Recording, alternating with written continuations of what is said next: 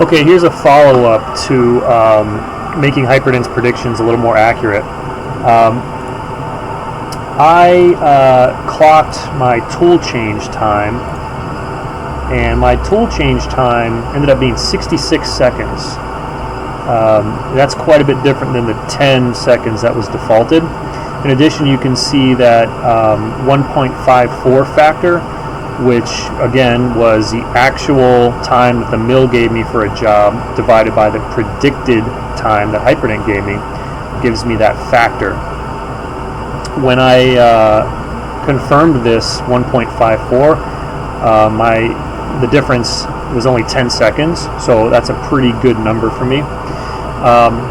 But here I put in 66 seconds versus 10, so let's see what effect did that have.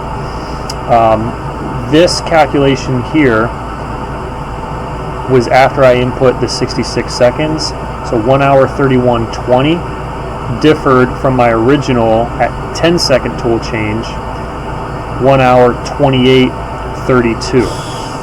So a little under 3 minutes difference in the proposal based on that tool change time.